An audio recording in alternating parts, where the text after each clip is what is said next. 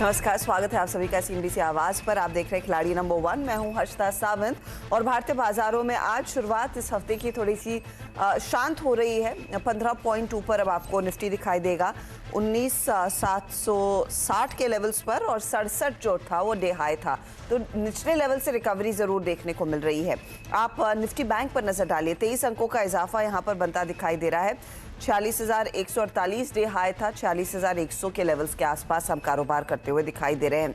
Mid caps की चाल थोड़ी सी बेहतर आपको नजर आएगी और एडवांस डिक्लाइन रेशियो थोड़ा सा फेवर में तेजी वाले ट्रेड्स की तरफ।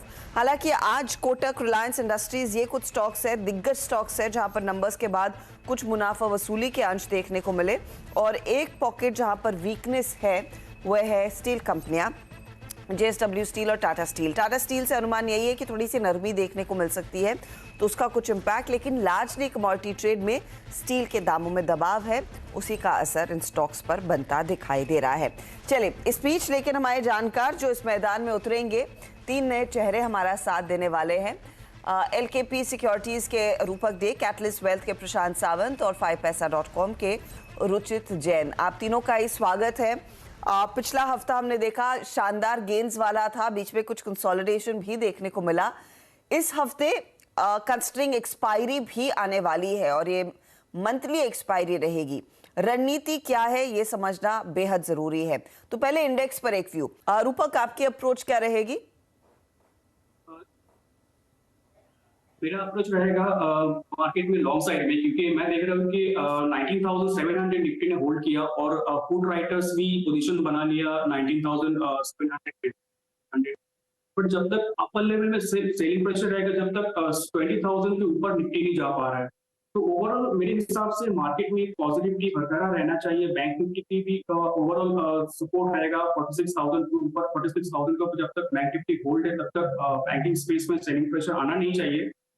तो मेरा फोकस रहेगा स्ट्रॉन्ग स्टॉक्स में बाइंग का, buy the trend, sell the weakness, मेरा स्ट्रैटेजी रहेगा आज का दिन। ओके, तो तेजी की तरफ ही आपका ध्यान रहेगा। रूपक, आपका ओपनिंग ट्रेड?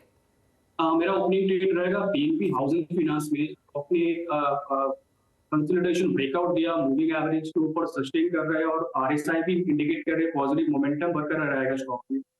तो मेरे हिसाब से 650 तक जा सकता है और नीचे एक स्टॉप लॉस मेंटेन करना होगा 544 में। 544 का स्टॉप लॉस आप मेंटेन करेंगे, और आप कह रहे हैं यहाँ पर एक अच्छा खासा मोमेंटम। देखिए 2-2.5% ऊपर दरअसल ये ट्रेड आज कारोबार करता हुआ दिखाई दे रहा है। एक बार टारगेट दोहराएंगे प्लीज। टारगेट रहेगा 650 का।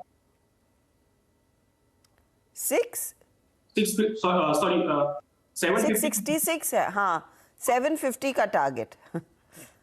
750 का टारगेट लेके चले और 544 का स्टॉप लॉस। ये है फिलहाल आपके लिए व्यू पीएनबी हाउसिंग पर एक बाई साइड का ट्रेड। रूपक, आपका अगला ट्रेड क्या है? मेरा दूसरा ट्रेड रहेगा स्टार हेल्थकेयर।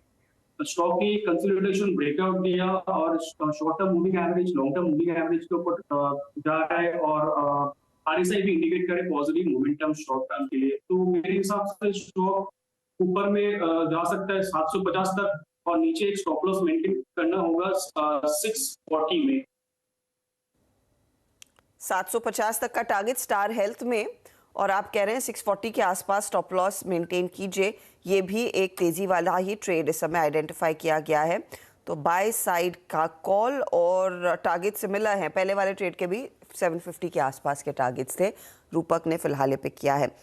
लेकिन तीसरा ट्रेड हमारे जानकार कौन सा जोड़ने वाले हैं उस पर आते हैं। रूपक, बताइए आपका ट्रेड क्या रहेगा? मेरा तीसरा ट्रेड रहेगा प्राज इंडस्ट्रीज। स्टॉक ने एक फ्लैग पैटर्न ब्रेकआउट दिया डेली चार्ट में और आरएसआई बुलिश मोमेंटम इंडिकेट कर रहा है, मूविंग एवरेज के ऊपर सस्टेन कर रहा है स्टॉक। तो मेरे हिसाब से स्टॉक शॉर्ट टर्म में 500 तक जा सकता है और नीचे एक स्टॉप लॉस मेंटेन करना होगा 409 रुपया में। 409 का स्टॉप लॉस और 500 की तरफ दरअसल आपके लिए टारगेट का काम होगा। यह है फिलहाल आपकी बाय साइड की ट्रेड। प्राज में तेजी का कॉल। देखते हैं एक करके सभी जो ट्रेड्स आए हैं उसका कितना योगदान हमारे जानकारों के पोर्टफोलियो में मिलता हुआ दिखाई देगा, क्योंकि ज्यादातर स्टॉक्स में एक अच्छा खासा मोमेंटम पहले से ही आ चुका है। रूपक का पोर्टफोलियो आपकी स्क्रीन पर। पीएनबी हाउसिंग 750 का टारगेट, 544 स्टॉप लॉस है, तेजी वाला ट्रेड। फिर स्टार हेल्थ इन्होंने जोड़ा 750 का टारगेट, यहाँ पर भी 640 का स्टॉप लॉस यहाँ लगाकर चल रहे हैं। और प्राज पर एक बाय कॉल अभी दिया, 500 का टारगेट और 409 का स्टॉप लॉस है इनका। रिटर्न्स देख लेते हैं क्या बने हैं इन तीनों ट्रेड्स में।